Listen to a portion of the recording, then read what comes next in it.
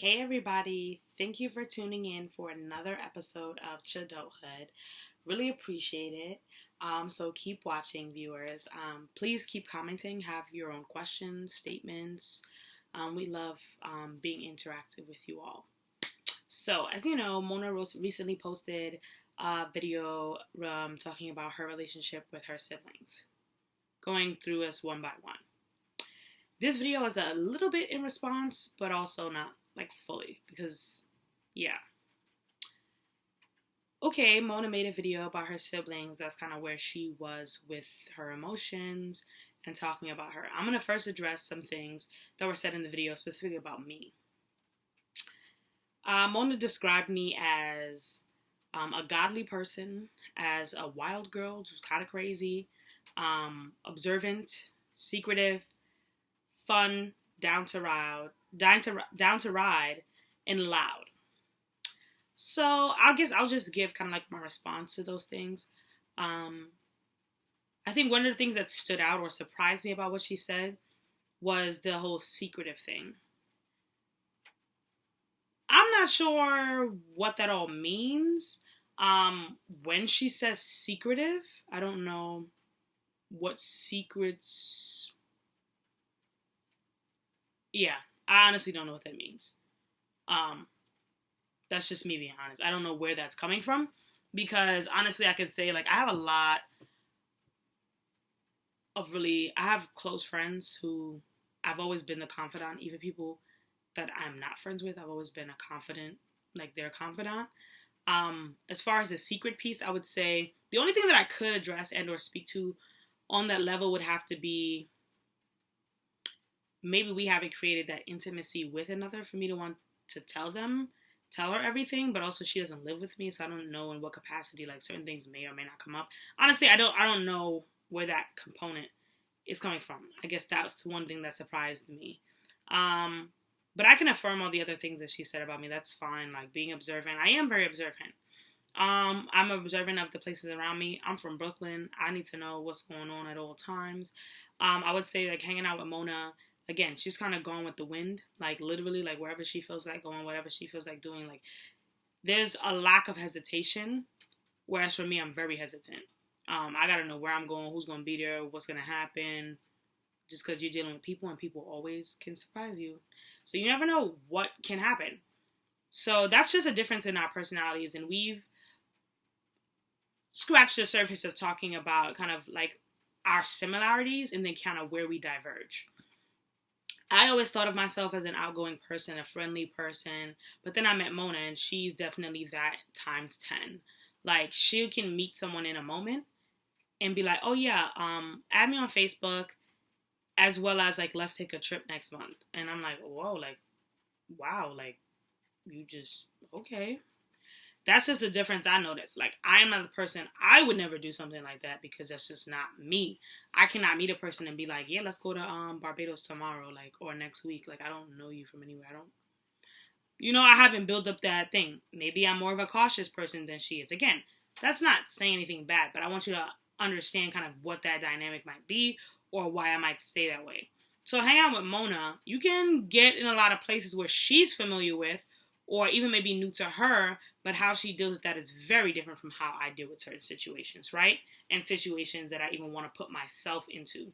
So spending the summer with her, I was kind of taken into her world, places she's hung out, people that she knows. So yes, you see me being observant because I don't know any of these people. I am here because I'm with you, but outside of that, I don't know any of these people. I don't know their intentions. So I'm observing how you interact with these folks as well as how they interact themselves. And so how they move and how I move, that's always a balancing act, especially in places where you are unfamiliar with the people, the social norms that are there because they may be very different. So I think that, she addressed that we got into disagreements in our relationship. Again, when you hang out with people, you're going to have more, moments where you're going to have like tension or what have you. But most of our issues come from communication and how we communicate with one another and still trying to balance that out. Again, everyone has their communicative norms, things that they do often, how they're used to communicating with people. And when you're trying to get to know someone deeper, there's an adjustment period that happens. You have to understand what ticks the person off, when they like to be spoken to in this way. That's just stuff that takes time to learn. And we're doing it as we're older. So a lot of the things that we're used to doing or used to communicating to certain people with may not always mesh up with one another. So a simple example would be a parent and a child. My older siblings on the McCarthy side know how to deal with my mom because they grew up with her. They say, hey, you got to know when mom's in a good mood to, ask certain things. You got to be observant because you can do stuff that take her off, or you just talked to her about it. So they can help give me insight as to how do I want to have a conversation with her, when's best to have that conversation as well. That's just communicative things, right? And that's even with someone I grew up with in my home. That's my mother. But still, they're like, oh yeah, you should go about this by doing this. Stuff that I don't really think about, right? Or phases they've seen my mother through that I have no idea or haven't dealt with before. So that's just one, analogous point where you can say, okay, I understand how to use and how to navigate, how to speak to people. So there are a lot of things that, again, we do that might annoy each other that we're used to doing with other people, but that may not work for one another. And so that's been kind of the basis of the issues with Mona and I. And Mona and I right now are not communicating because I feel as though the nature of how we communicate is not positive always. And until we have, again, make some adjustments, then we can understand. You have to work on understanding a person to understand how your actions affect them and what you say and what you do. And when someone is not willing to adhere to those and or adjust in some way, what happens then, right? Something has to happen. Some piece has to move, right? It's like making chess. If no one moves, no one knows where to go from that point. And I feel like that's kind of where we are now. I've moved, my pawn, or it doesn't even have to be the pawn piece, because now that's a whole chess analogy that I have to get into based on the movements of the pieces. But anyways, just know that kind of like in chess, when you make that first move, based on whatever that move is, someone else kind of has to figure out, what step do I want to take? What vantage point do I want to take? And yes, the goal of life is not to eat other people's pieces like in chess, but it's just to let you know that when someone expresses something to you, you have a decision to make in that moment as to, do I want to adjust? Do I want to, you just have to make a decision at that point. Another thing she addressed was, I don't know why she felt the need to bring this up when she wasn't talking about her relationship, but she brought it up because I guess she's speaking about me. But again, I'll address it because I'm Cheyenne and it was brought up. Me and her current boyfriend have never dated. That was never a thing that happened. I'll say it because it needs to be said. It was in high school. Honestly, it wasn't even something I had thought about ever, after it happened. Yeah, we kissed once or whatever. Whether it was a few times and or once, again, it was meaningless. It happened in high school, much less. And there wasn't a relationship. So, again, I'll affirm that it meant nothing. Nothing happened. Don't know why that was brought up. But, again, for the sakes of, I had an argument with him. And, again, I can go in depth on what that argument was. And, again, the circumstances that surrounded that. Because I think how you tell stories and how much information you give to audiences is very integral to the perception that they have and the narratives that they create. But here's a note to you audiences. YouTube content is not full life, right? You don't have cameras following us around 24/7. And even then, there will be moments in privacy where people are whispering, where you just know that people curate content, right? The messages we send out are very intentional. This is a carved out amount of time out of my day I'm choosing to address you and to address these topics. So I just want y'all to be considerate of that as y'all even hear from us and hear from one another online. Just know that online platforms do not always resemble a full story and a full narrative, and they're always a certain person's point of view. I just want to reassure you all of that because I think that's important to keep in mind and to name, so that any confusion can be met with openness. Because, okay, you've only heard this side of the story. Oh, we've only heard from this person. I do not ever try to speak or intend to speak for anyone else because I am a representative of Cheyenne. I'm only representing myself. I can only speak for myself. And it's not beneficial to you all and or myself to speak for someone else whose input I do not have. And so I want to take the moment to talk about just what sisterhood is in adulthood. Yes, I've explained to you it's this journey of rekindling or a meeting up again of relationship between siblings, even later date siblings who you've maybe never spoke to before, you weren't that close, or it doesn't necessarily have to be rooted in adoption or growing up in different homes. That can happen within families as well. Growing up in a grandmother's home, having distant siblings that you've never met, but then you're meeting again, right? There's this period where you're sharing stories. Oh, this is this person. This is how I grew up. This is what we did. And then you're offering up, okay, this is how I've grown up. This is what I did. But I want to speak a little bit about sisterhood and what it means to love someone, right? For myself. For me, love is unconditional. What that means is there can't be certain conditions that have to be met in order for me to love you. That means, oh, if you're nice to me 24/7, if you agree with everything that I say, I'm going to love you. That is conditional love. That says you heal to all the things that I want, you bend a knee, and that's a subservient relationship. That's not what I consider love. So that's, from my point of view, if I say that I love you, I have to love you like beyond the hurt, the pain, whatever you cause me. You feel me? It gotta be that type of love. And that's why I don't throw that word around. But I'll speak from how I grew up as a McCarthy. As a McCarthy in the McCarthy household, because like I said, I didn't grow up in Mona's household. I grew up in my household, and I call that the McCarthy household. The McCarthy household, family has always been the beginning and the end of, and the center of how we operate. There's always been family origins. We are one. My mom didn't even like us fighting in the house. She doesn't. She's like, you get in trouble for being physical with your siblings. We don't hit on each other. That's not what we do.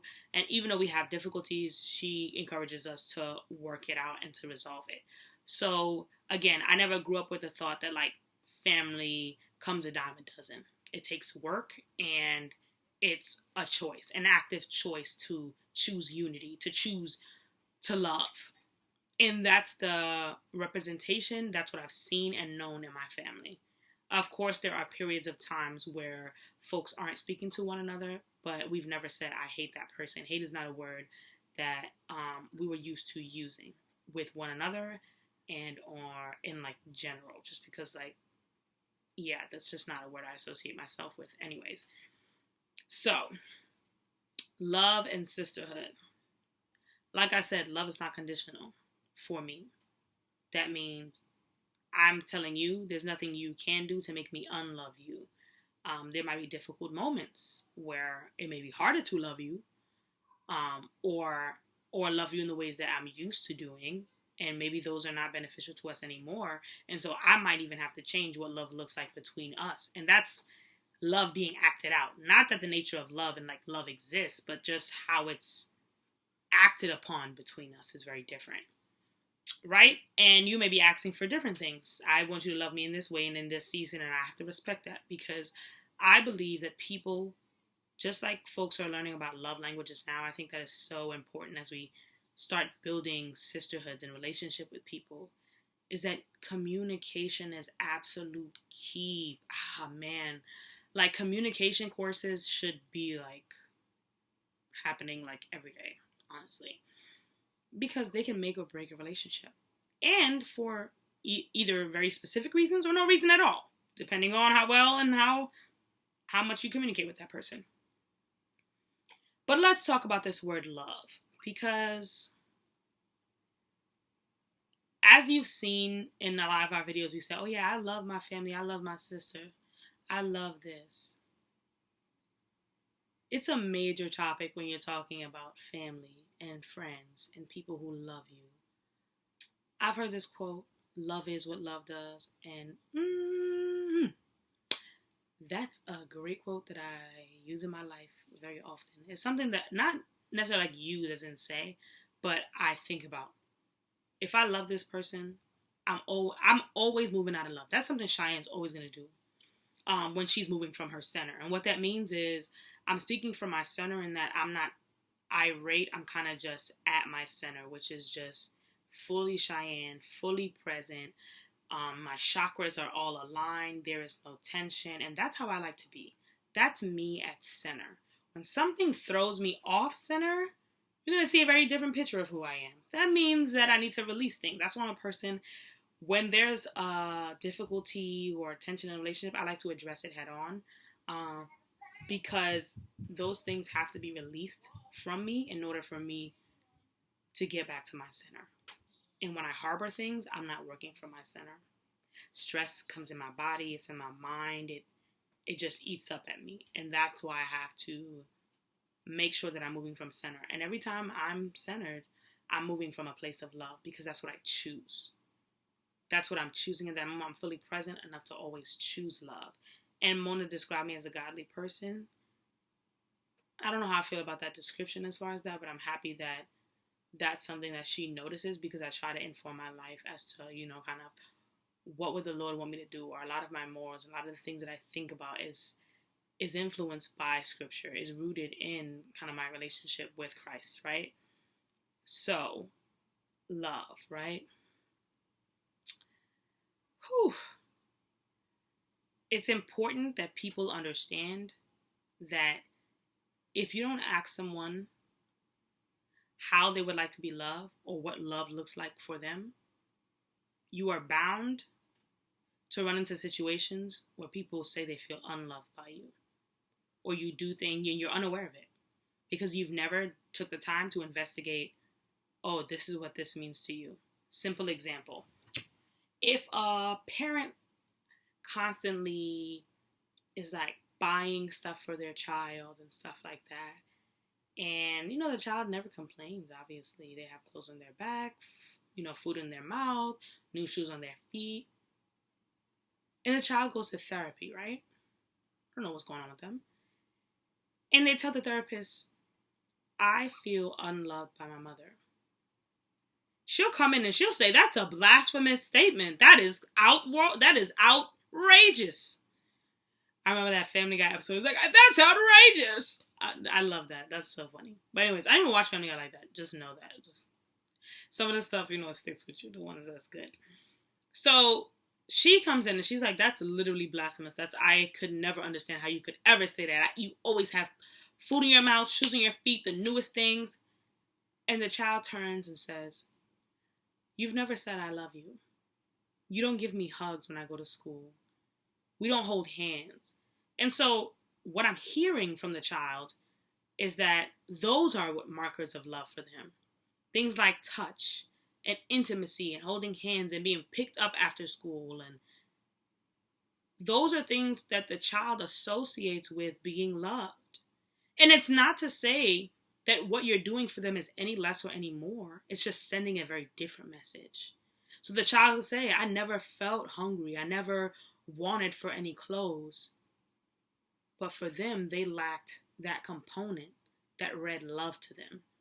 And that is why love languages, in learning how to love people and treat people, you want to make sure that your actions mirror how you want that person to feel. And this goes back to intentionality in what you say and what you do. And that also contributes how people use social media tools and all these different things. The reason why I bring that up is because in my life, I've had people who post everything on YouTube. Not on YouTube, sorry. On Facebook and Instagram. And I'm like, whoa, like, you really post that here? Like, how I use the tool is very different. First of all, I had the privilege, my mom did not make me get a Facebook account till like I was like 16 or something like that. So I didn't have my formative years online or was interested in what people had to say. I know it was a tool that she used to do certain things, and that was also fostered by my program to say what you put out in the world is going to be there, and they're on platforms for other people to engage with. And so I had people who helped me understand how to use online platforms. Not everybody has that privilege. But I'll tell you this, I have an older sibling, and I'm not going to name who because I think that's less relevant to the story that I'm about to tell or the analogy I'm about to give. They love to post everything on Facebook. And when you're with them, they want to post pictures of you, this, that, and the third. And you're like, I don't even post on Facebook that often. I don't want to be put on the web. I don't care for that. And them having to go through that adjustment period of like, or not listening to that and say, well, I still want to, or it's like somebody asking you to take a picture and you don't even take pictures of yourself. It's like, like you're kind of forcing their hand in a lot of ways. But when folks post stuff online, then they add meaning to it, right? Oh, you didn't write me a birthday post, or you didn't do this. And it's like, well, I have a real relationship with you. I think that me sending you a personalized text is more than a birthday post could do. But for some people, that somehow has more meaning, right? So now for that person, you say, would you like for me to make more birthday posts about you? Are those things that's important to you? And even then, I think they're being asked to think about those things differently in their life. Like, oh, why does it mean that much? Like, she did say happy birthday. Like, is it more tied to the platform than it is tied to me? Again, these are questions that I'm asking kind of everybody to think about, because you have to think about how you want people to treat you to be able to communicate how they treat you and to understand why you choose those forms of communication. But a lot of people say they love people and they rarely know how to do it. Ooh. So I be having to pause because sometimes I'm like, ooh, that's a point. Like it just comes in my head and it's just like, I'm going to repeat it again. A lot of people say that they love people, but they rarely know how to do it. And me, I'm humbled enough to ask, how do you want to be communicated with? What's the best form of communication? What do I do that irritates you? What would be helpful for me not to do? Because it's about moving back on my pride of like, I'm going to love you how I want to love you and you're going to have to take it. That is not beneficial for anybody but yourself. That's not, what? That's, what? I'm going to sit there, and I have sit there with one of my older sisters on my other side, yeah. And I've sat there and I've said, what makes you feel special in a relationship? Like in our relationship, your birthdays are important to you. That's something you want to big up. My birthday isn't that important to me, honestly. I rather celebrate like markers in my life rather than birthdays, but that's just how I feel towards that. She's expressed birthdays, I want to be bigged up. This is how I like to be communicated with. Sometimes I'm in my mood, this, that, and the third. In these moments of asking questions, you learn more about the person and what their values are and how best to communicate and go off the vantage point with them. And that's how you learn people, and you learn how to love them. People have to understand, love is not an assumption of like people are always going to get it. You have to ask people, what does love look like to you? Spend more time asking people that. I challenge all of you to spend time asking the people closest to you, what does love look like to you? What can I do that shows that sends the message to you that I love you? Sometimes if you ever took the love language test, it's gifts. Sometimes it's affirmations verbally. To hear I love you. Some people just want you to do things. Some people want you to give them gifts. Some people just want quality time. My love language is quality time. I like to spend time with people. I could care less if you get me a gift that has way less meaning to me, but I know people who like very intimate gifts do mean a lot to them. And you know what I do then? I buy them gifts. Because that intentional gifts, not like frivolous gifts where it's just like, oh, here, like this is expensive, like throwing gifts at people, but gifts of intention. Like if I hear you speaking about a book you've always wanted, or if you say, oh, I want support on my brand, like I wish that people would support or share, I'm going to do those things because that's like, dang, you really showed up for me. You was there for me. So as we think about love, let's not throw around the word, but also let's be intentional about what it means. Let's be intentional about what it means to love someone. You have to love someone in action and in deed, not just in words, because sometimes the words aren't enough. Not saying that the word should be non-existent, but when we talk about loving someone and having tried, what did you try to do? Let's be honest with ourselves. And we're not asking ourselves this with random people, like, how do we love the world? Well, that's a whole nother question, but I'm just talking about the people closest to you. What would mean the most for me to do for you this week? That's a question I need to ask my mom, because she gets frustrated about a lot of things I never hear about. So love is what love does. You need to start asking people what their love languages are. How best can I love you? What are the things that show you that I love you? Honestly, that's a self-evaluation. You need to self-evaluate from them. What are the things that I have done that show you that I love you? And honestly, do not be surprised. Again, this is not a question. It takes humility to ask this question, because it shows not that you haven't loved that person, but maybe the message wasn't being sent in the parameters that you make. It's like, okay, this is a perfect analogy for this. In Google, right? You have Google words where you have to type in and they're supposed to give you certain results. If you do not use the certain type, like, coded language that you need to use, you will never end up getting the results that you need. So sometimes it's the input. Whatever you're inputting into Google is not computing the way that you thought it was, and it's sending the computer the wrong message. So when we talk about love and loving people, just work on your input. What am I communicating? And then is it having that result? And if love, getting to the person, is the intention, you need to ask them about the input. What do I need to input so that love is the result? You have been watching another episode of Chadellhood. I love you all. Keep watching, keep listening, keep commenting. And just know that this ain't easy. Life is a roller coaster, ups and downs, and this is uncharted territory. It's new territory. So as we, rough this terrain, just hold on.